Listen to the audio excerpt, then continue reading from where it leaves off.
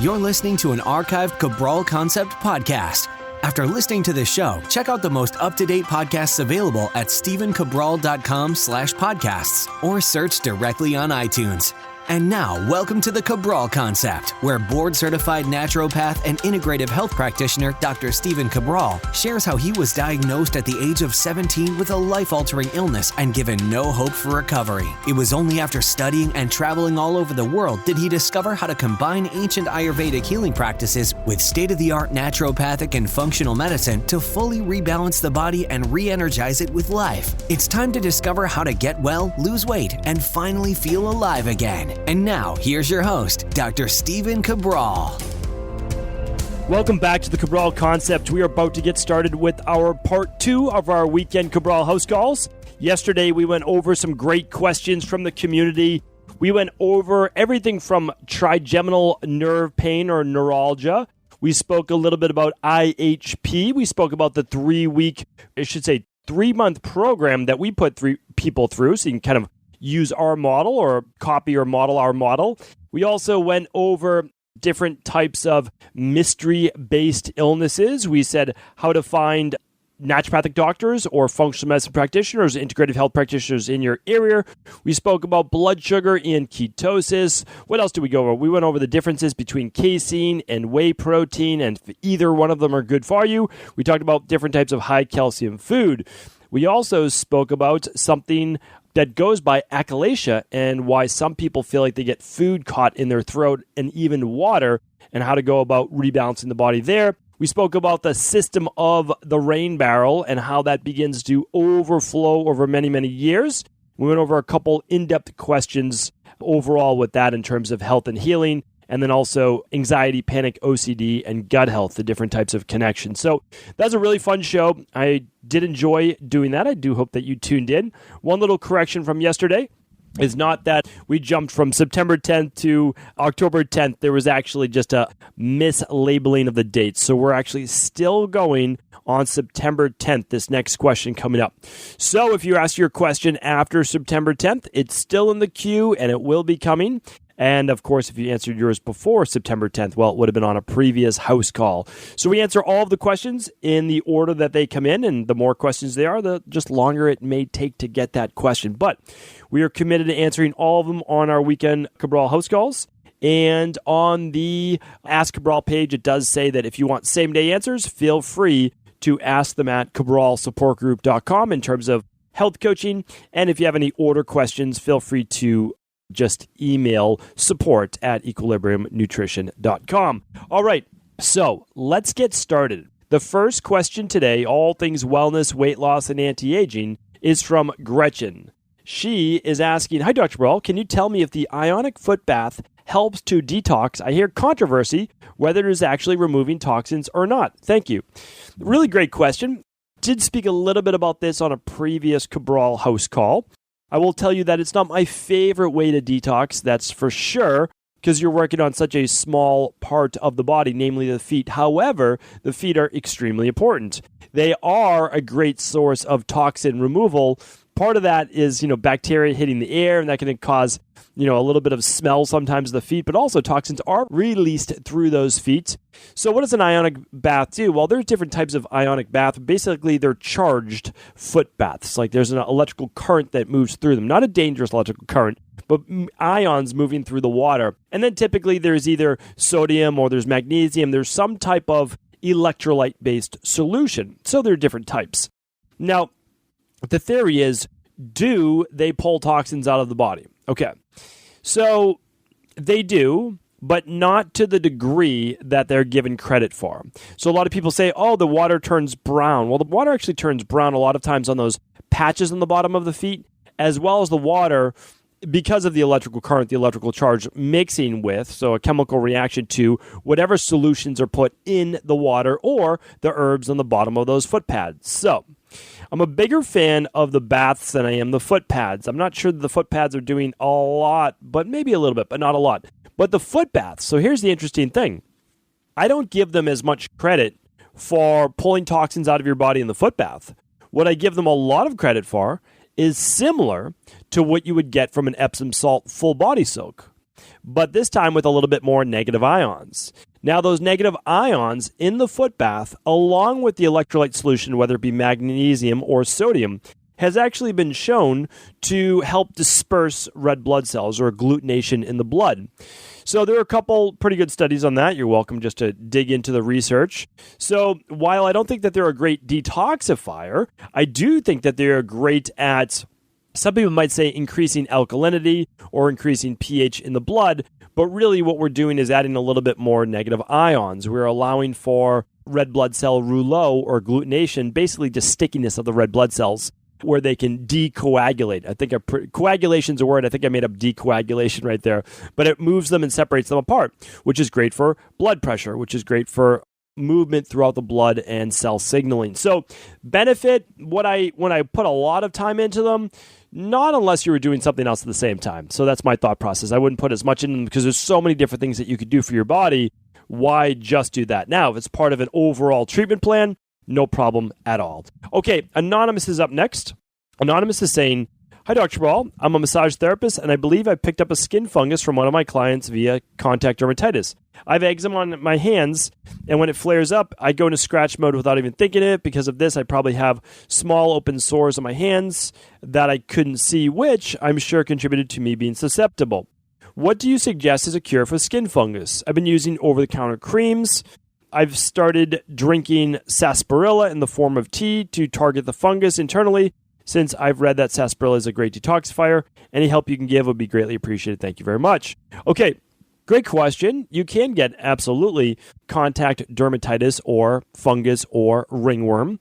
So what we're looking at is using topical coconut oil. And if that's not strong enough, then we're moving on to tea tree oil, slightly diluted with a little bit of either olive oil or jojoba oil. And then if that's not strong enough, we use our citrucidal drops. You can find the citrucidal drops on equilibriumnutrition.com. You can find tea tree oil at most great health food stores. And the coconut oil you could find pretty much anywhere. So those are the three different strengths. Sarsaparilla is not going to be enough to get rid of an internal candida overgrowth. For that, I recommend checking out an organic acids test to see if you have candida or fungal overgrowth in the gut. And then you'll need to do a much more in-depth protocol if you do hope to keep that, or get it out of your system and then keep it at bay. So that would be the candida and bacterial overgrowth protocol, testing first with the organic acid test if you choose to. And then, of course, you can start the topical things right now. So that's what I recommend. Wash your hands, use a little apple cider vinegar if you want as a toner, wait for them to dry, add the coconut oil. If it's not strong enough after doing that for about 3 to 5 days, you don't see a relief, then you'll move on to the tea tree. And then after that, if that's not strong enough, in another week to 10 days, the citrucidal. Again, all recommendations I give you are based on health education, not on treating, diagnosing, or curing disease. Okay, Casey's up next. "Hi, Stephen. Massive fan of your podcast. I tell everyone about it here in Australia. Could you do a podcast on placenta encapsulation or eating your placenta and thoughts on it? I've heard mixed reviews." Casey, I'm probably not going to do a 25-minute podcast on the topic, but I do appreciate the question, and I actually answered this a couple weeks back. So I'm happy to do it again right now, though. Why do I have mixed reviews as well on placenta encapsulation? So for those people who don't know what this is essentially after you deliver a child and you deliver the placenta, then that placenta could actually be made into almost like vitamins, and you would then reconsume the placenta, and you would get a lot of vitamins and minerals and a lot of things back into the mom's body that she may be missing, many of those are which are iron and B vitamins, etc. Here's the problem. That placenta is also a filter, and it's picking up a lot, potentially, I don't know this because we don't know this unless we were to test it, of heavy metals, right? So, the average child in fetal cord blood it has over 200 toxins, as I spoke about in the rain barrel effect. So while I think it's a good idea and an ancient tradition as in order to get the body back the nutrients it needs, I'm worried that we're putting heavy metals and toxins back in our body. So we don't practice that in my practice, but I'm also not against it. Okay, so I just want you to know I'm not against it, but that's why before you do get pregnant, I do recommend running your labs. Just a hair tissue mineral analysis, organic acids test at the minimum. I would love you to do the big 5, but that's the minimum, those 2 that I recommend. It's called our starter kit. And that's that. Then you would know if you kind of picked up heavy metals, and we worked those out of the body before you would get pregnant. And this is the ideal world, of course. I know I know that we don't live in an ideal world. So I can absolutely get behind it if you know that you are toxin-free. That's the goal. All right. Kathleen's up next. Hello, I've recently heard you on Melissa Ambrosini's podcast. Since having my child 18 months ago, I've suffered from chronic inflammation, pain in my joints, depression, low mood, etc. My inflammation markers were so high that my GP arranged for me to go to the hospital, an appointment with a rheumatologist. After various blood tests for arthritis, lupus, etc., they all came back negative. Rheumatologist couldn't tell me what was causing the inflammation, but prescribed the following: naproxen, Plaquenil. Wow, that's a long list. That is a long list of medications there. They told me to take these to reduce the inflammation. 2 weeks ago, I had 2 iron infusions. I would love to stop taking these. I'm in Australia, not sure what I need to test. P.S. I'm 35, 4 to 5 years ago. I was competing in triathlons. Now I can't even run. All right, this to me is devastating. This is conventional medicine at their worst. It really is. You can't find anything that's wrong with someone, so we just throw a half a dozen medications that literally are super powerful anti-inflammatories that shut down the immune system, as something like Plaquenil. And, they're just, it's horrendous. It really is. Because the side effects of those are brutal, and you're only 35 years old. So, but what can you do, right? I was in your same position. I took plenty of medication as well. And the problem is that it's never going to get you better. What happens is sometimes you have a child, and after having that child, your cortisol levels have taken a real hit, right? So you might have very, very low levels of cortisol. And that low level of cortisol, that was your anti-inflammatory at some time, and now it's not there anymore. Another thing is you could have absolutely very, very low levels of progesterone after you give birth, or oftentimes after nursing as well. So what I'm looking to do first and foremost, for you, without a doubt, I'm going to do the Big 5 plus the stool test, because I would want to see everything. Now, I know that that's not within everyone's budget. I understand that. So what would I do? Well, I would at least start again with the starter kit, which is the hair tissue mineral analysis, and I would do the organic acids test. I would love to add one more at least if you didn't do the Big 5 plus the stool, and that would be the complete thyroid, which is going to, again, in January 1st, for right now it's called the thyroid adrenal hormone, but after January it will be called the complete thyroid 2.0, which will be adrenal and thyroid. So it's a great, great test. So that is everything that I would do. That's what I would do, because you need to figure out exactly what's going on. And so, I could say, yes, omega-3s, yes, but there's so much going on that, one, I would see if you could work with a practitioner. That'd be because you're going to need to adjust plans. Like, even if someone gave you their very best plan right out of the gates, you'd need to make adjustments, because there's so many things going on that you need to be able to provide feedback to your practitioner, and then your practitioner will make adjustments on your protocol in order to help you get well over a period of months, not weeks. Okay? But you can do it without a doubt. I have no doubt about it, Kathleen. You will get well.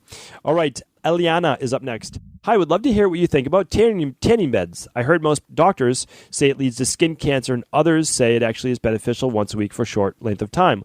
Also, are berries better to have after a workout because of antioxidants, clean up free radicals, or are the benefits just as good if they're eaten before the workouts? All right, really good questions, Eliana. So, tanning beds. Yes, controversy over this, right? So, tanning beds are not the full potential of the sun, right? So you're not getting the full benefits of the sun. You're getting partial UV rays, but not the full spectrum of rays that the sun would provide. What would be the benefit of a tanning bed? Well, the benefit of a tanning bed is that you could actually get an elevation of vitamin D from a tanning bed. So there's that factor, but then there's also the photosensitivity damage to the skin from increased sun exposure at a strengthened magnitude, which would be the tanning bed. And there is the potential of skin cancer, but only, again, with the weakened immune system and with many, many repeat exposures. And I would also say if you are getting red from it, right? If you're getting a sunburn. So we know we don't want to get a sunburn. We never want to get a sunburn. That does not make sense. The way that we get cancer, though, is without a doubt because of a weakened or imbalanced immune system, because we're meant as humans to get sun. We know that, right? We know that we need sun for many different processes of the body, sulfur-based detoxification processes, for vitamin D, etc. And when we don't get sun, our vitamin D levels typically go down. So would I use a tanning bed to get my vitamin D? I would not. I would try to get it outside, but of course, if you live in somewhere like I do during the winter, or for 8 months of the year in Boston, where your vitamin D levels are not going to be affected really by the sun, because the sun isn't strong enough to give you a tan, this is when I decide to use a nutritional supplement.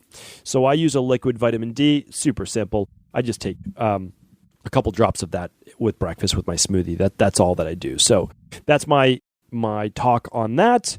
What else do I have to say? Antioxidants after a workout. Well, I mean, if you're going to have berries, I would have them whenever you would like. I put them in my smoothie in the morning, and then I'll typically have some maybe a half hour before dinner, or I might have them mid-afternoon. But to be honest, if you're worried about eating them before the workout or after the workout, it has more to do with if you're looking to burn more body fat or not. Because if you're someone that's trying to lose weight or tap more into body fat, I would just wait for a half hour to an hour after the workout. That's exactly what I do. I don't want to get more complicated than that, but that's what I would do. If you're looking to gain weight, you could have them before the workout and after the workout if you wanted to. And if you're looking to lose weight or just maintain weight, half hour or so after a workout would be totally fine. All right, Mary's up next. Mary's asking, hi, I would like to learn more about the upcoming program to become a integrative health practitioner. Unsure if I'm identifying it correctly.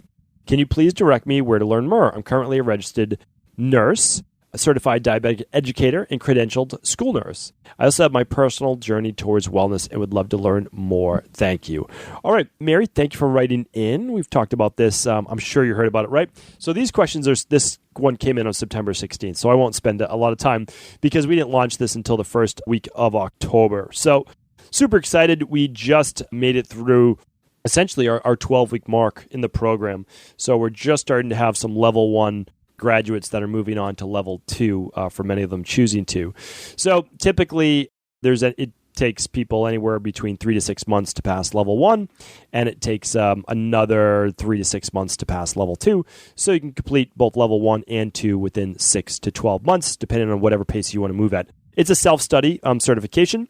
We do every 4 to 6 weeks. We get on for a live call. Every question is answered on the calls. We provide over 50 handouts that I use specifically for my practice. It's exactly what I do in my practice. So you can check it out at integrativehealthpractitioner.org. It's one of the things that I'm absolutely most excited and proud of that we've been able to bring to get out to people. So it's for everybody. I mean, there's a very inexpensive course level for those people just looking for the information for themselves and for their families. And then there's the certification level of 1 and level 1 and 2. We're sold out or closed right now, but in the new year, we will be reopening again for about 100 people.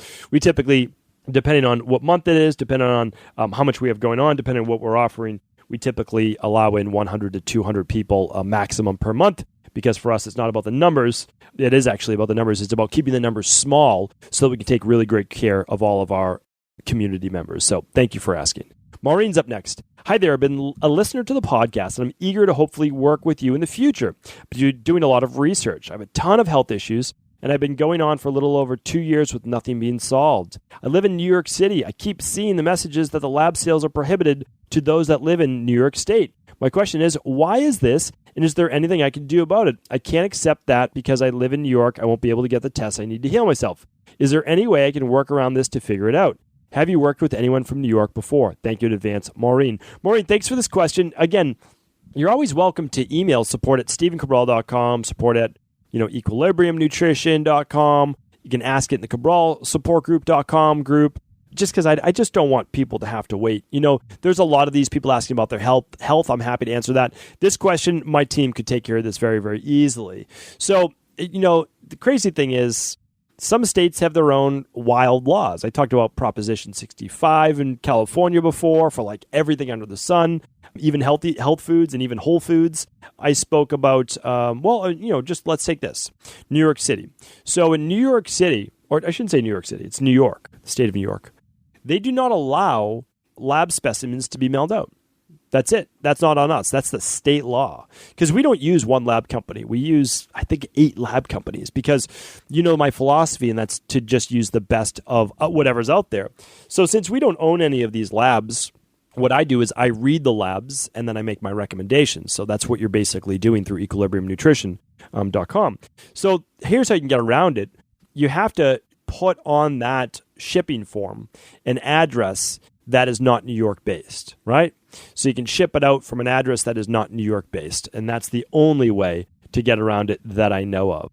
So I apologize, Maureen, but I would chat with your state about that. I have no idea why they made that law, but they have. Someone else may know, but I I do not know because all the labs have it. It's an issue with all the labs across the board. So the labs want to process it. I'd love to process them and be able to work getting those labs to you. But of course, we work with hundreds of people from New York, but they just have to use an outside address outside of New York. All right, Valerie's up next. Hi, good morning. So I'm 21. I've been trying to lose body fat, not weight, for a bit over 3 years. I've done trial and error both in food and exercise. I got my resting metabolic rate studied at a local university, using an oxygen mask, and have been eating at that deficit for months now. I weigh my food on a digital scale, track all my calories and macros. I eat healthy, haven't seen any progress, and I've seen weight gain, which has been through higher fat. Got my blood work done for my GP, and I'm doing hair tissue exams, but I don't know where to take it. Your packet are expensive, so I need your help. Please, I've gone around and asked everyone. Okay, we've got a lot of shortened words in there. Okay, so what can I say? The labs are not covered by health insurance, so they're literally the price the lab costs plus our consultation. So they're not, I wouldn't say that they're overly expensive, that's for sure. They're oftentimes 3 times that at other practices, and you don't have to pay for a consultation when you run that. It's all included in one. So I don't know how to answer this question specifically. Why don't we do it without labs? So I can give you an answer, but let's get rid of the whole lab thing, because if it's too expensive, I totally understand that. I still want you to get your answer. So let's put all the labs aside. My guess is this, is that you're doing this strictly from a calories in, calories out perspective. And I've done so many podcasts on why it's not always about calories in, calories out. I've done a lot of Wellness and Weight Loss Wednesday podcasts. So just go to stevencabral.com/podcast, and I know that you'll find your answer, because there are 1,038 podcasts, including today. And so what happens is you start to go back through those, I believe you're going to really get a great education on functional medicine, bioregulatory medicine, Ayurvedic medicine, naturopathic medicine, traditional naturopathy, all the orthomolecular medicine, all those great forms of medicine, right? Traditional Chinese medicine. I don't want to leave anybody out. That's what I would do. I would begin to look into, because I'm not going to be able to answer this in just a couple minutes, of why going too low in caloric deficit will actually begin to slow the metabolism. It will begin to slow the thyroid in many women. And because of that, your body will actually start to gain weight, because that same amount of calories that you're taking every day now, your body will be storing as fat and not allowing you to burn more, because it's worried. It's really concerned that you're putting it in a survival-based state, that there's some type of famine. You're probably not using once a week higher reloading meals, like a higher carbohydrate meal. So again, it doesn't seem like you'll be able to meet with a good nutritionist or personal trainer or run one of these labs, but the podcasts are all free.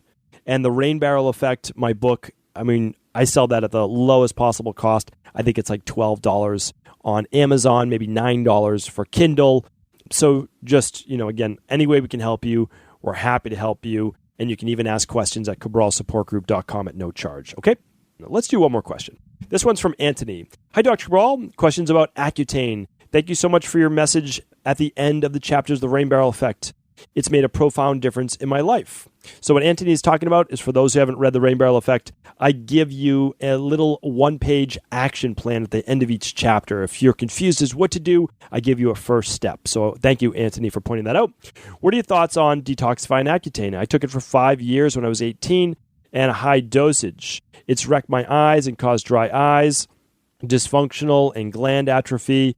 I hope to help it with omega-3s. I'm not sure the glands will regenerate. I had my first depressive and panic attack, generalized anxiety. Besides working on the liver with coffee enemas, broccoli sprouts, and beet juices, do you have any targeted detoxifying modalities for fat-soluble pharmaceuticals like Accutane, assuming it is stored? I've taken it for 5 months in the past at incredibly high dosage. I've heard of niacin sauna potentially eliminating any stored fat-soluble Accutane. What are your thoughts, Dr. Rawl? Please keep doing what you're doing. Thank you, Anthony, and I'm happy to answer this question. This is a great Ask Cabral question, in my opinion. I mean, it's my opinion, right? I'm happy to answer anybody's question. All right, because this is in depth, right? So yeah, Accutane is absolutely horrendous, but I totally understand why people use it, because they have cystic acne and they don't want cystic acne. Like, I totally get that. I mean, that's why I started on my 3,000 capsules of amoxicillin, right? I had mild acne, not even cystic acne, but I still didn't want any acne, and my parents felt bad, so they say, hey, let's take him to the dermatologist at 14 years old. And I got put on amoxicillin twice a day. Luckily, they didn't have Accutane back then, I don't think, 20 years ago. But maybe they did, a little over 20 years ago for sure. So when I look at it as amoxicillin totally 3,000 capsules of antibiotics destroyed my gut. But Accutane does the same in different ways. Well, here's what I'm thinking. A lot of great things you named. I would simply do the 21-day functional medicine detox that we have, the Dr. Cabral detox. I would use the omega-3s. I would be using, I don't know that the broccoli sprouts are great, right? So that's the sulforaphane's great. The coffee enemas are absolutely fantastic. The sauna is great. I haven't talked about niacin saunas yet, so thank you for bringing that up. I might talk about that more in the future. But niacin saunas, unless you know what they are, I don't recommend them because they're very uncomfortable. Do they work great? Yes. But are they very uncomfortable? Yes. So again, I'm not going to talk about it yet. Let me talk about that in the future. So if anybody wants to know about a niacin sauna, it's Niacin sauna. You can just type in sauna. You just use a regular sauna, or you can use an infrared sauna, and then you would take niacin, which is going to cause a niacin flush. It's very uncomfortable. I've done it before. I'm not against it, but you need to know what you're getting into. So what would I recommend? Well, exactly what you're doing now, which sounds great. I would also do manual lymph drainage or self-massage or dry brushing on a daily basis. What else would I do? That's it. I would really do your 21-day Dr. Cabral detox. I would make sure there are no heavy metals. I would do then seasonal detoxes for at least 7 days. I would also look into this, a hair tissue mineral analysis, but a thyroid or at least adrenal hormone. And here's why. Your symptoms may also be nothing to do with the Accutane, but could be everything to do with higher levels of cortisol or stress hormone output, because you're having panic, fatigue, anxiety, brain fog. All of this, without a doubt, could be all HPA axis based. And that would be, well, I guess it would be a better thing, right? Because we can fix that and hopefully not damage from the Accutane, of course, which affects the liver. So great question, really great questions today. Thank you, everyone, for writing in. I appreciate you. Thank you for all the listens. Thank you for all the reviews. And look forward to speaking with you tomorrow on our Mindset and Motivation Monday. Take care, everyone. I want to sincerely thank you for your support of this podcast. I couldn't do it without you, and I mean that. I truly do. I also want to make sure you knew that we now have multiple ways for you to find your answers to the most difficult health, wellness, weight loss, and anti-aging questions. You can find podcast-specific topics like thyroid, adrenal, hormones, sleep, digestion, Ayurveda, and many more at stevencabral.com/podcasts that will then link you to your favorite Apple, Spotify, and other podcast players. Plus, all new podcasts and weekly exclusive video content is being added to our YouTube channel at youtube.com/Stephen Cabral. And that's Stephen with a PH. Head on over and subscribe so that you don't miss any of the exclusive content. Lastly, if you've ever found any of my podcasts or books to be helpful, I would really appreciate it if you could leave a review on iTunes or your favorite media player for the podcast. Rating and subscribing to the YouTube and podcast allow me to reach more and more people and help spread my mission of healing throughout the world. Thank you again for being a part of this movement.